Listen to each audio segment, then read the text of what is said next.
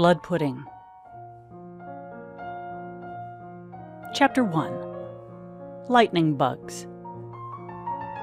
Mother died in November. Her sudden death left the 7 of us to deal with Jumbo. Vera, the older of my 2 sisters, had it worse. Mother wasn't cold in the grave 6 months when Jumbo started going after her. One warm evening, the next June, while I was out chasing lightning bugs, I looked back and saw Jumbo cuddling Vera on the porch swing. He was coaxing her to tug on his mustache and urging her to sip on his homemade red wine. All the while, he was feeling her up.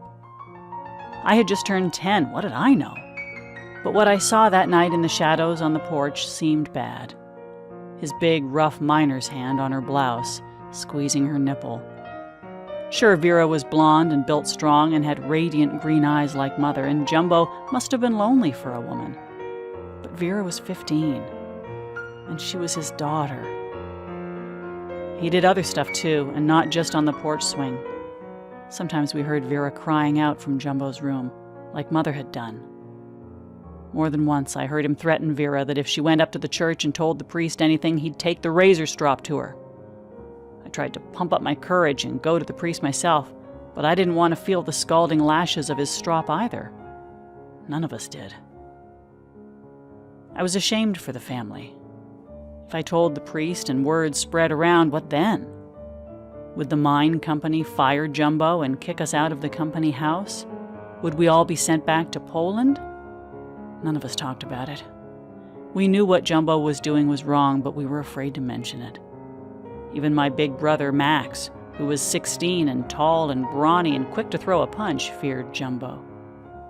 So, after Mother died, we plodded along from day to day in that crowded brick box on Robert Street in Rehoboth, Pennsylvania. We all shared grief and shame, and we wished Jumbo would stop hurting Vera. We prayed each night that he would sober up by morning and make his way to the mine. If Jumbo didn't go to the mine, he wouldn't get paid, and we wouldn't eat. We each might end up in an orphanage in Pittsburgh or maybe Poland. Back on that terrible November day at the graveyard when we buried Mother, Vera announced she would quit school. "Somebody has to take her place and look after the family," she said, her pale chin poked out and her arms cuddling little Cassie and baby Blizzard. On the way home from the burial, Jumbo sighed. "I'm beat. I don't feel like cooking tonight."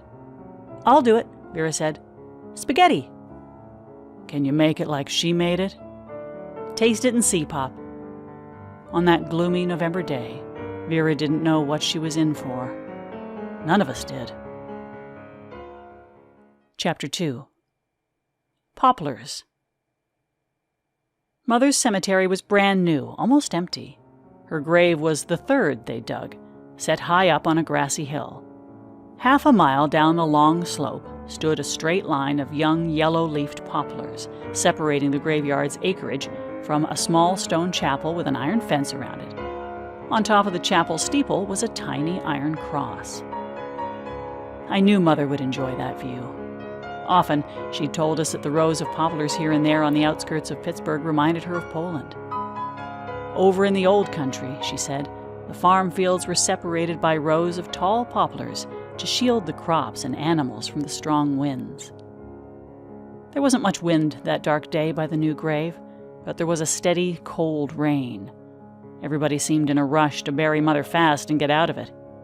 The 2 cemetery workers holding the ropes dropped her so suddenly, her coffin cracked when it hit bottom. I knew that couldn't hurt her, though, because she was dead.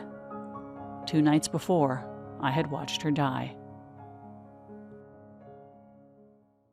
I was convinced that, broken coffin or not, her wonderful spirit would abide there on that hill forever, seeing the sun rise to the east and admiring the distant poplars and the stone chapel with the little cross and watching the cemetery fill up with more dead people. In church, I always heard the priests talk about heaven and purgatory and how we should pray to all the holy saints to help a person's soul after death. But those warnings confused me. No, I knew Mother would remain right there, overlooking the chapel and the poplars, which meant I could come back and visit her, provided I was never sent back to Poland. The older children, Max, Vera, and Lucy, had attended funerals before. They told us what to do. Ziggy and I watched them and tried to follow their cues. Once the men dropped Mother in the hole and yanked out the ropes, we each tossed a white rosebud on her and picked up handfuls of black dirt from the muddy pile and sprinkled small clods down on her. But when the workers started shoveling in big heaps of soil that banged hard on the coffin lid, Ziggy let out a loud grunt. He turned with a wild look in his eyes and took off like a shot running down the hill. I ran after him. Mother would have wanted me to. Ziggy was 2 years older than me, but he was feeble-minded and clumsy and had terrible eyesight and was easily upset by anything strange or different. 2 years in a row, Mother had tried to start him in first grade at Rehoboth Elementary School, but each time the teachers sent him home. The second time, the bratty boys chased him all the way back to our house, shouting, "Ziggy Piggy, Ziggy Piggy!"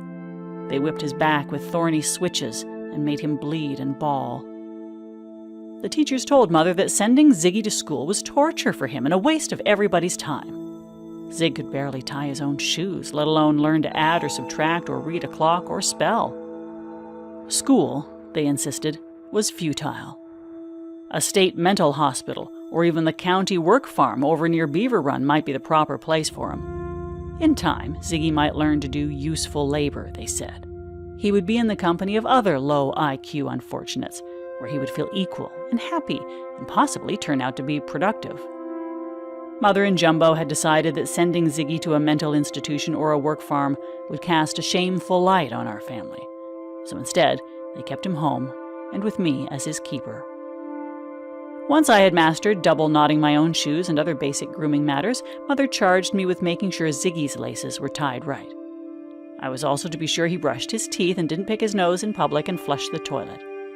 I was to check that he buttoned his shirt straight and didn't let his underpants creep up over his belt and didn't leave his fly open to the breeze. I had to make sure he didn't step on his eyeglasses or say odd things to the children on our street. Most of the girls were afraid of Ziggy and avoided him like a skunk or a patch of poison ivy. I was also to tell Mother whenever he wet the sheets, which was easy for me to detect since Zig and I usually shared the same bed. These duties with Ziggy kept me from starting school in Rehoboth with the other children my age. But Lucy, or sometimes Vera, tutored me at home in reading and writing and math. Meanwhile, if any mean boys came around to taunt Ziggy, I was to tell Max immediately, who would settle scores. Mother's death did not change my commitment to Zig. I'd be there for him, and he knew it. Now that Mother had been dropped fresh in the ground, my promise seemed all the more important. When Jumbo saw us running away from the gravesite, he hollered down the hill at us. By that time, we had almost reached the row of poplars and were out of breath. We stopped, and I looked at Ziggy. He was panting and sobbing heavily. His face was messy with tears dripping down both sides of his blunt nose. Thin gray snot leaked over his trembling lips.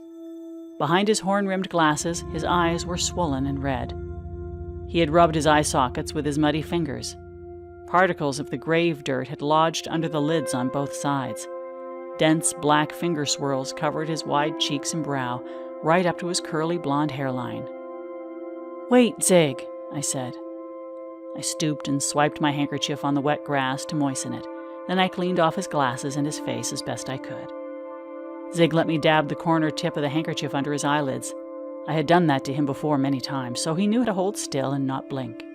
He didn't want to risk another bad eye infection. He knew eye infections were trouble and could blind him. When I was done, I hugged him hard. I knew he felt terrified and disoriented. I had seen Mother die, but Ziggy hadn't. He hugged me back and let out one of his long, heavy groans into my ear.